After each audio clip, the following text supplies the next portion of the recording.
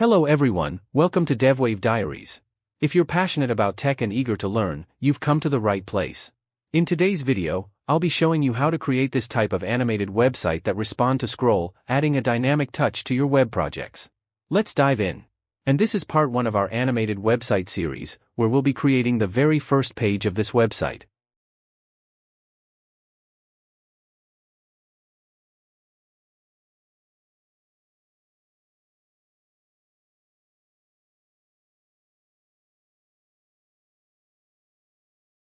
First, let's set up the required libraries.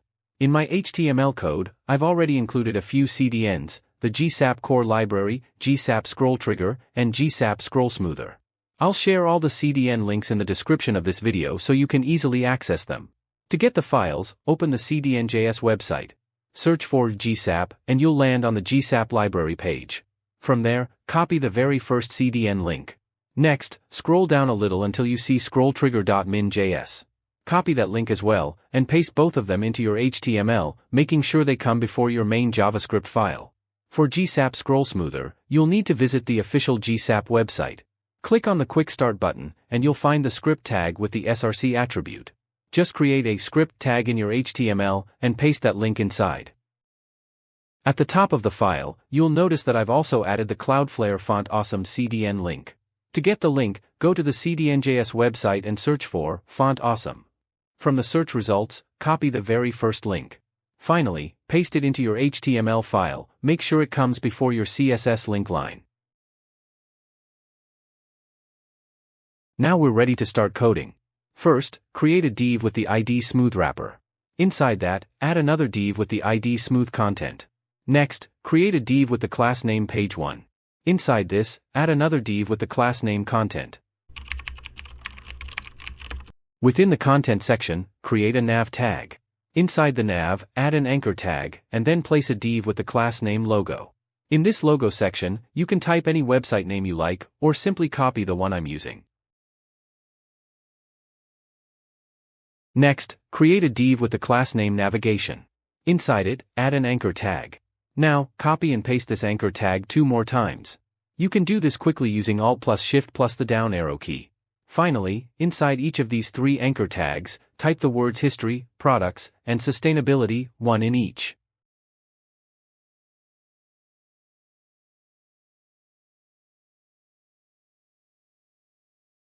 After that, let's create another anchor tag with the ID menu icon.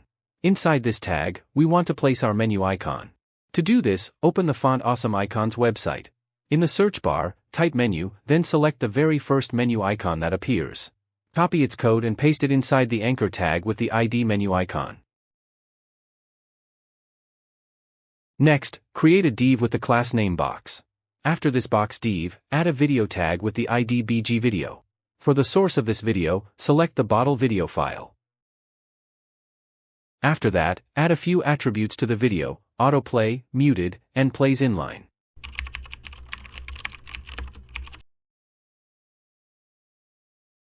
For now, that's all the HTML code we need to get started. Later on, we'll come back and add more components to make the layout complete. But before we move forward, let's focus on styling the elements we've already created. So now, let's head over to our CSS file and start adding some styles. In this CSS file, you can see that I've added the Google Fonts import code. For this website, we need 2 fonts, Libra Baskerville and Quicksand. I'll share the link to both of these in the description of this video. To get them, open the Google Fonts website and search for the font you need. Click on the Get Font button, then select Get Embedded Code. From there, switch to the Import option, and copy the import code. Paste this code at the very top of your CSS file. Repeat the same steps for the Quicksand font as well. In my case, I combined both font imports into a single link. You can either keep them separate or, if you want, use AI tools to generate a combined import link for you.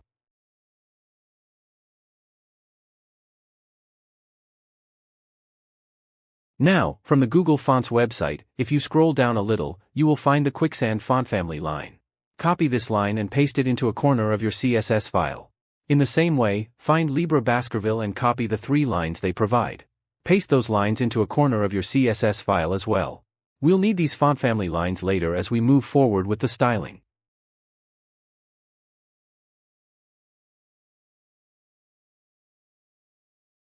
After that, I wrote some basic CSS boilerplate code. Here, I set the margin to 0 and the padding to 0, so we don't get any unwanted spacing by default. Then, I added box sizing set to border box, which makes it easier to control the size of elements when we add padding or borders. And finally, I set the default font family to sans serif, just to keep the text clean and simple for now. Then, I styled the HTML and body elements. I set their width to 100%, so they take up the full width of the screen. And I set the minimum height to 100 viewport height, which means the layout will always cover the full height of the browser window. This is how our website looks right now. And right in the middle, you can see our bottle video playing.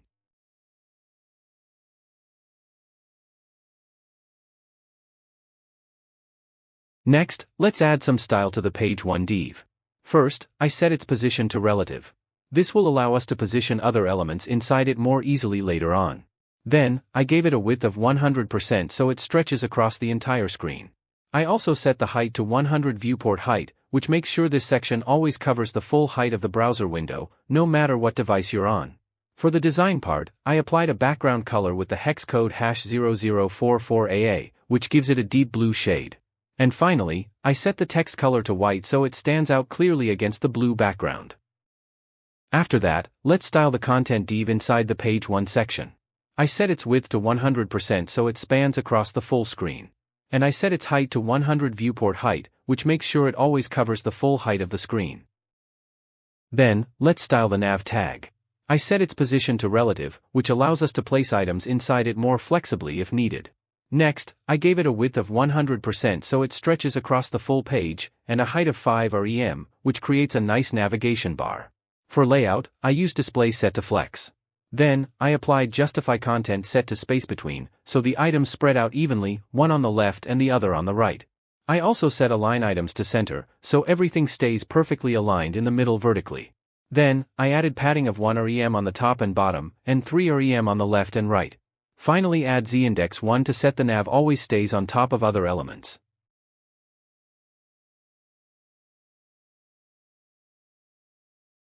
Now let's style the container div.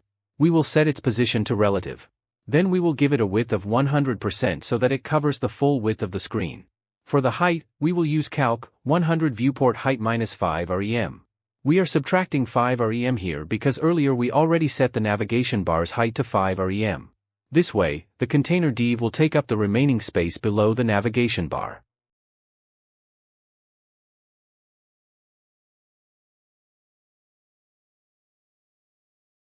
Next, let's style the video tag with the IDBG video. We will set its position to absolute. Then we will give it a width of 100% and a height of 100%, so the video completely fills the container. We will set the top value to 0, to align it with the very top of the page. Then we will add a transition of 0.5 seconds, so any changes happen smoothly. And finally, we will set the z-index to 0, which keeps the video in the background behind our other elements. Open the browser, we will see that the video is placed at the middle of the website. But you will also notice that the video and the background do not blend well together. To fix this, we need to use the property called Mix Blend Mode. We will set Mix Blend Mode to lighten, and this will help the video and the background blend more smoothly. Now you can see that the video is perfectly blended with the background, giving our website a much cleaner and more polished look.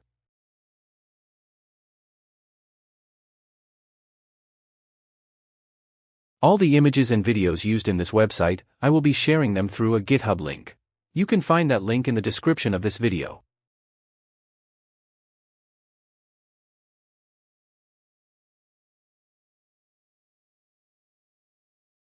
Now let's style the nav tag properly. After the nav bar, we will add styles to the anchor tag inside it. We will set text decoration to none, so the default underline is removed. Then we will set the color to white, using the code #FFFFFF. Next, we will apply text transform set to uppercase, so all the linked text appears in capital letters.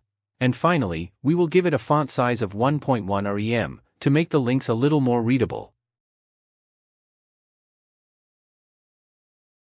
After that, let's style the div with the class name logo. First, we will set the font family to Libra Baskerville, using the lines we previously added to our CSS file. Then, we will uncomment those lines and change the font weight to 600 to make the text look bolder.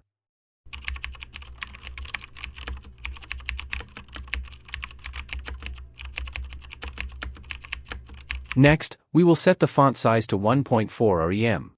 And finally, we will add letter spacing of 1.8 pixels to give the text a little extra spacing between the letters. Open the browser, you will see our logo text. The Google font has been applied correctly, and it looks perfect on the navigation bar. After that, let's add some style to the navigation div. We will set its display to flex, so the navigation items line up in a row. Then we will add a gap of 6 rem, to create enough spacing between each item. And finally, we will add padding right of 3 rem, so the whole navigation sits a little away from the edge of the screen.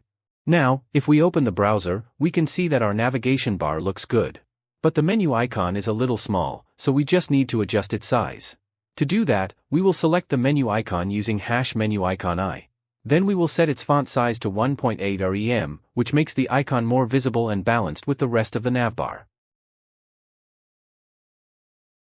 So now, we have added all the necessary styles to our HTML elements. With the styling part done, let's move on and start adding more elements to our website.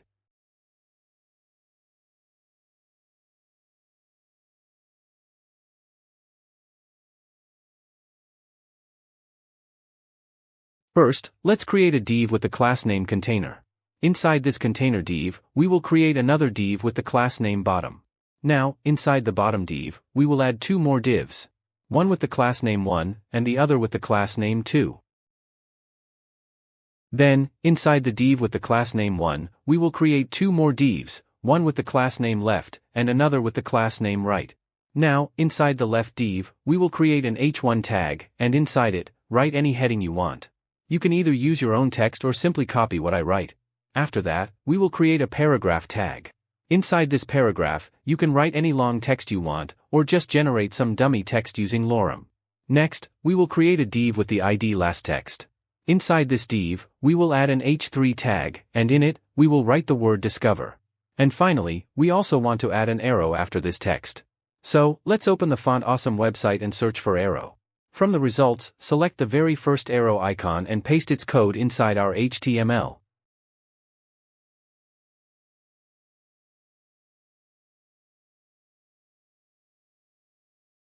Next, let's add elements to the right div. Inside this div, we will create an image tag, and for its source attribute, we will add the founding text image. After that, let's move to the div with the class name 2. Inside this div, we will create two more divs, one with the class name left, and another with the class name right. Now, inside the left div, we will create an h3 tag, and inside it, we will write any heading you want. Below that, we will add a paragraph tag, and inside it, we can write another long text. Then, outside of the left div, we will create an anchor tag. Inside this anchor tag, we will place an h3 tag and write the text explore more. Finally, let's work on the right div. Here, we will create a video tag, and for its source attribute, we will add the video.mp4 file. Let's add the video tag. Next, we will add all the same attributes that we used in the previous video tag, such as autoplay, muted, and plays inline. And finally, we will also add the loop attribute, so the video keeps playing continuously.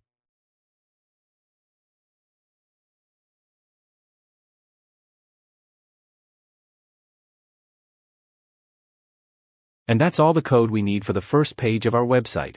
Now, let's switch over to our CSS file and start styling this first page. Here, you might notice that for the container div, I added its styles in the CSS file before actually creating it in the HTML.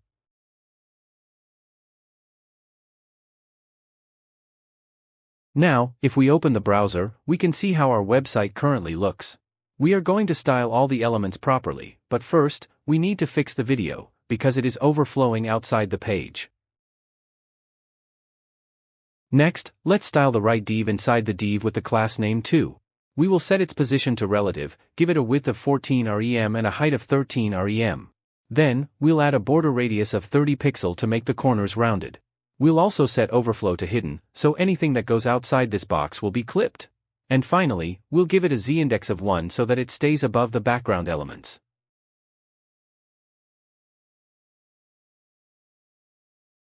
Now we are going to style the video tag inside the right div. we'll set its width to 100% and its height to 100% so that the video perfectly fills the container.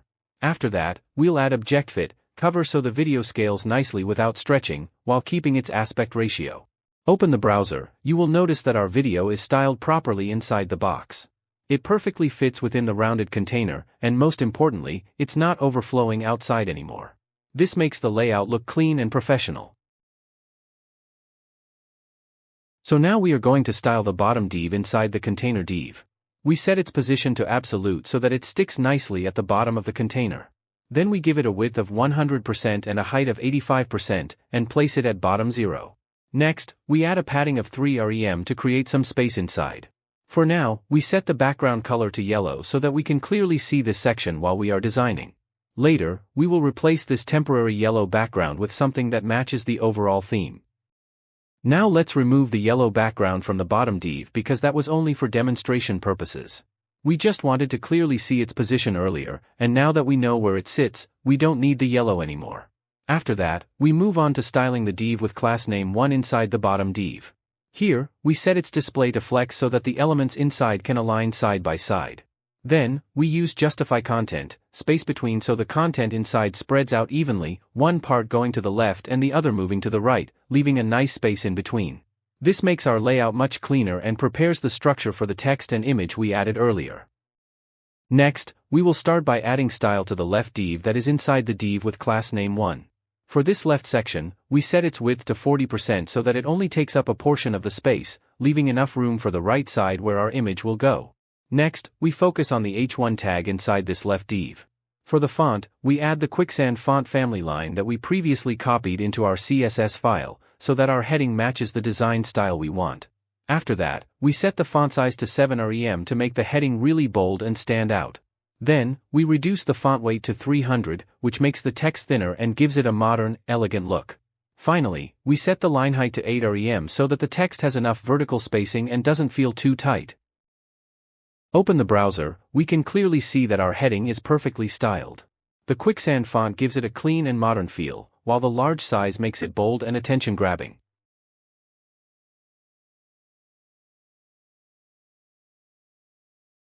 After that, we move on to styling the paragraph tag. Here we set the font size to 1.1 rem, which makes the text slightly bigger than the browser's default size, so it looks neat and readable. Then we set the line height to 1.4 rem, and this extra spacing between lines makes the paragraph feel more open and less cramped. When we open the browser, we can see that the paragraph now looks cleaner, easy on the eyes. Now let's move on to styling the div with the ID last text. Here we set its position to relative. Then we add a margin top of 1 rem, which creates a little breathing space between the paragraph above and this section, so the elements don't stick too close together. Next, we set display to flex. To make sure they line up neatly, we use align items, center, which centers them vertically along the same line. Finally, we add a gap of 1 rem between the text and the arrow so that they don't feel cramped and have a nice balanced spacing. Next, let's style the H3 tag inside our last text div. First, we set the font family to Quicksand, which will give the text a clean and modern look, consistent with the heading we styled earlier. Then we set the font size to 2.5 rem, making the word Discover stand out without being as large as our main heading. Next, we add a font weight of 200, which gives the text a lighter and more elegant feel, keeping the design minimal. To make the word look a little more stylish and spaced out, we apply a letter spacing of 0.4 rem. Now, let's focus on the arrow icon that we placed beside the Discover text. Right now, it looks a little too small compared to the heading. To balance it out, we'll increase its size by setting the font size to 2 rem.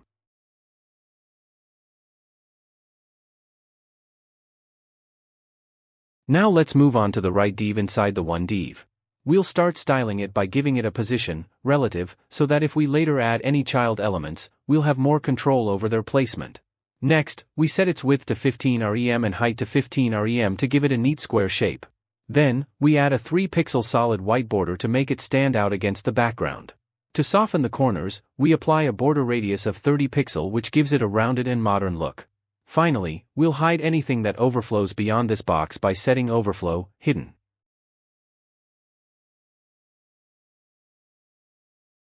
Next, let's style the image tag inside the right div. We'll set its width to 100% and height to 100%, so that the image fully stretches to occupy the available space inside the right div. Then set object contain.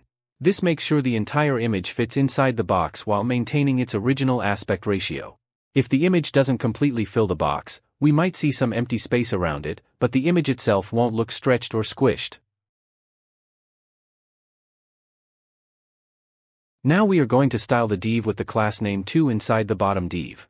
We'll make this a flex container so that the left and right sections sit neatly next to each other. For that, we set display to flex, then justify content to space between so the left and right divs are spread apart nicely. Finally, we set align items to end so that both sections align properly at the bottom of the container. Once we open the browser, we can see the left text section and the right video section positioned opposite each other, balanced on the page, and aligned cleanly at the bottom edge. Next, let's move on to styling the left div inside the div with the class name 2. We'll start by giving it a position of relative and setting its width to 23% so that it takes up just the right amount of space on the left side. After that, we'll style the h3 tag inside this div. For the heading, we'll set the font size to 1.3 rem, then add a little breathing room with padding of 0.5 rem on the top and bottom. To give it a nice clean separation, we'll also add a border bottom of 2 pixels solid white. Open the browser now. We can clearly see that the text on the left side is styled properly. Next, we move on to styling the paragraph inside the left div. Here, we'll give it a margin top of 0.4 rem so that it has a little breathing room from the heading above. Then, we'll set the font size to 0.9 rem to keep the text smaller, lighter, and more subtle compared to the heading. Now, here notice that the margin we added to the paragraph didn't actually apply. That's because in our CSS, we only wrote 0.4 without specifying the unit. So here, instead of writing just 0.4, we should write 0.4 rem. Once we fix that, the margin will apply correctly, and the paragraph will shift slightly down, creating the spacing we intended. After that, let's move on and style the h3 tag that we placed inside the 2 div. We'll start by setting its font weight to 400 so the text looks a little bolder and more defined. After that, we'll apply the Libre Baskerville font family that we already imported earlier, which will give the text a more elegant and professional feel. Then we'll add some spacing on the right side by writing padding right, 7 rem, so the text doesn't feel too close to the edge. Finally, to make the letters breathe a bit more, we'll increase the letter spacing to 0.5 rem. Once we save and open the browser, we'll see that the h3 text inside the 2 div looks much cleaner, more spaced out, and nicely balanced. Now when we open the browser, we can clearly see that our website is styled properly, and everything is looking amazing. The layout feels balanced, the text is clean, and the images and video are fitting perfectly within their sections. If we refresh the page, the background video starts playing right away, and it creates such a smooth and engaging animation that makes the website feel alive and dynamic. This video blend gives our design a really modern and eye-catching look. Alright, now that our first page is fully styled and looks amazing, let's move on to the JavaScript file. Here, we are going to add a loading animation to our first page so that when the website loads, the content appears with a smooth animated effect. Let's begin by setting up GSAP in our JavaScript file. First, we write GSAP, and if VS Code tries to autocomplete or change that, just press Ctrl+Z to undo it and keep it as it is. Next, we register the plugins we're going to use by writing gsap.registerPlugin. Inside the parentheses, we'll add Scroll Trigger and Scroll Smoother. After that, let's create a variable named Smoother. For its value, we'll write scrollSmoother.create, and inside it, we'll pass an object to configure how the smooth scrolling works. In that object, we'll set wrapper with the value of our div that has the ID smooth wrapper, and content with the value of the div that has the ID smooth content. Then, we'll add smooth 2.5 to control the smoothness of the scrolling.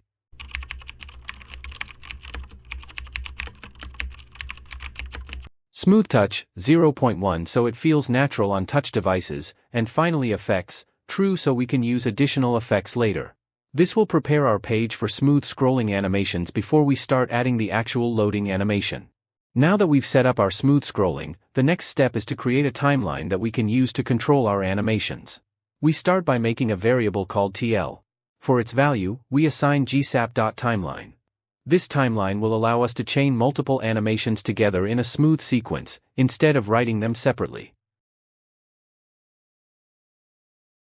Now let's switch back to our CSS file to make some adjustments for the loading animation effect. We'll focus on the page 1 section styles. First, we set up a temporary look for when the page loads, and later we'll animate it back to the design we originally had. To do this, we comment out the background color that we had earlier, and instead, we add a new one with white so the page starts clean. Then, for the text color, we do the same. We comment out the previous color, which was #FFFFFF, and add black instead. This way, when our site first loads, everything will appear with a simple black-on-white theme, and then using GSAP we'll animate it back to the proper styling we designed earlier. It creates a smooth transition from a plain loading state to the full vibrant design. After that, let's move back into our JavaScript file and continue building the animation. Inside our TL timeline, we'll use TL.to. For the target, we select the page 1 div, and then inside the object we set 4 properties. First, we add background and give it the same color we originally had for the page 1 background before we changed it to white. Next, we add color and set its value to #FFFFFF so the text switches back from black to white.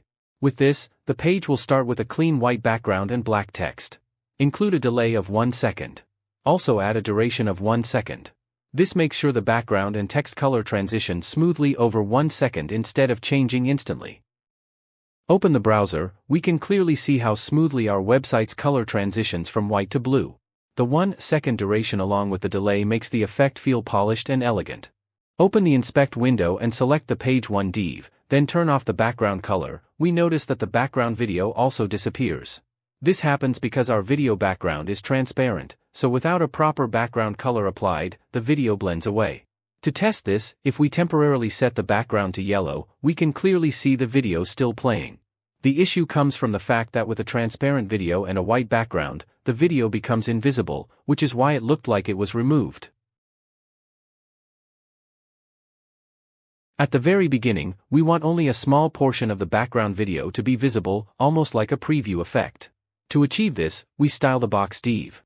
We'll give it a background color of blue so that initially, only inside this box the video will be visible, while the rest of the page remains hidden behind the white background. To make that small portion of the video visible at the start, we go into our CSS file and scroll down a little before the background video styles, then add the styles for the box div. We set its position to absolute so it can be placed freely on the page. Its width is set to 9.5 rem and height to 13 rem, which gives us a tall rectangular shape. We then apply a blue background color so this box becomes the visible window for our video in the beginning. To center it horizontally, we set left to 50%, and to push it a bit lower on the page we set top to 70%. Finally, we use transform, translate, -50%, -50%, so that the box is perfectly centered at that position. Open the browser and inspect our page. If we select the page 1 div and temporarily remove its background color, we'll notice that only the portion inside our box div is showing the video, while the rest of the page hides it. Then when we refresh the page, the effect becomes clear. Our video first appears only through that small box area. Once the background color animation completes and page 1 switches to its full background color, the video becomes perfectly visible across the entire section, blending seamlessly into the website's background. This creates a smooth reveal effect that feels dynamic and intentional. After that, let's open the inspect window again, select our background video element, and in the CSS panel type clip path with the value inset, 35%, 45%, 35%, 45%. The moment we apply it, the video gets clipped from all sides, and only a small central box remains visible. Now, we confirm that the effect looks the way we want. We add the same clip path, inset style into our CSS file. That way, right from the beginning, our video only appears inside this clipped portion, giving us a neat starting animation effect. Again, open the inspect window once more. We select the background video element. Here, add the top style to 1%, then increase its value using the up arrow key on the keyboard. This way, we can fine-tune the clipping area until it perfectly aligns with the box div that we styled before. Once we find the right numbers that sync up smoothly with the box, we can copy those values and bring them into our CSS file so that everything looks perfectly aligned from the very beginning. Open the browser, we can clearly see that the background video is sitting perfectly inside the box div. The clipping and alignment are matching exactly, so at the very beginning the video is only visible inside that small box. Now let's switch back to our JavaScript file. Inside our timeline, we add another .to, where we target the background video. In the object, we give it a delay, 1, set top, 0%, and change the clip path to inset, 0%, so that the video smoothly expands and covers the entire screen.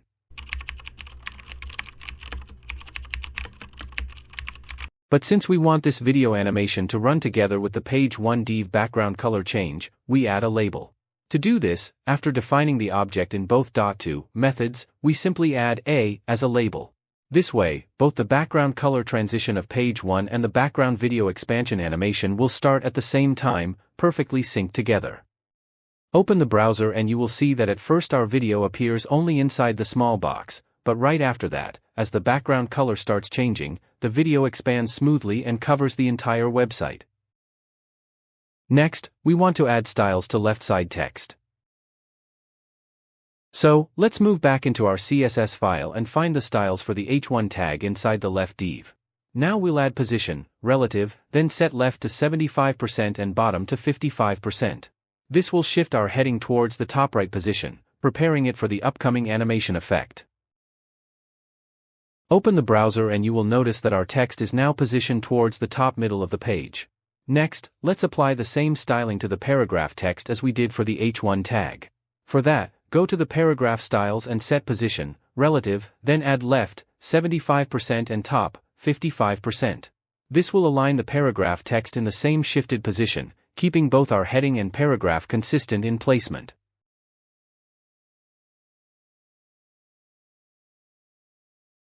After that, let's move back to our JavaScript file and create another .to method. Inside it, we will select the h1 tag inside the left div and also the p tag inside the left div. Then create an object and write duration, 1, delay, 1, top, 0, and left, 0. This will smoothly bring both our heading and paragraph back into their original positions. And since we want this animation to run together with the previous ones, we'll add the same label A at the end of the object so everything animates in perfect sync. Open the browser and you will see that along with the background and video animation, all the left side text also moves smoothly from the middle position back to its original place, perfectly synchronized with the rest of the animation.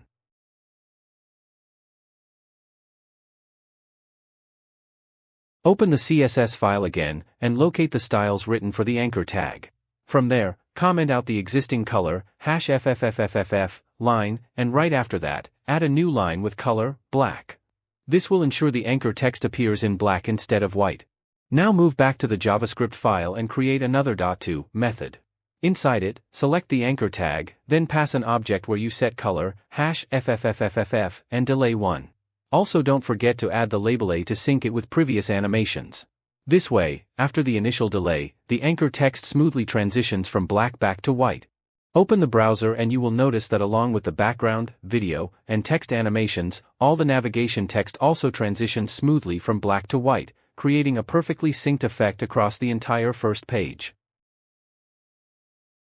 Next, we are going to add animation effects to all the remaining texts on our first page. To do this, we will use another .to method. Inside this method, we'll select the elements that are still static, like the #lastText element and also the left div that is inside our to div. After selecting them, we'll create an object. Here we'll add a delay of 1. Then we'll set the top value to 400, which means the text will shift top smoothly. Along with that, we'll set the opacity to 0 so the texts will fade out during the movement.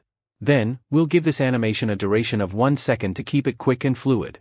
Finally, add label A to sync this animation with previous ones. Open the browser. But here the previous bottom side texts are gone. This happened because I used the .to method, which moves the text from its original position to the new values I set, effectively hiding them. But what we actually want is the opposite. The text should start from an off-screen position and then smoothly come into its original place. To achieve this we should use the .from method instead of .to, so the animation begins from the values we define and transitions back to their default styles. After that, we will add styles to the right side image and video. First, open the CSS file again, then find the right div inside the div with the class 1. Inside it, right left 20%. Open the browser, and you will see the right image shifts by 20% and moves out from our visible area. After that, add this same style to the right div inside the to div, so that it will also move towards the left side and remain hidden at first. Now both the right side divs are hidden. We will bring them back to their original position using GSAP. So, let's open the JavaScript file and create a .to method. Inside it, select both the right divs, then create an object. Inside this object, set a small delay of 1.2 seconds, a duration of 1 second, and move their left position back to 0%. This will make them slide smoothly into view.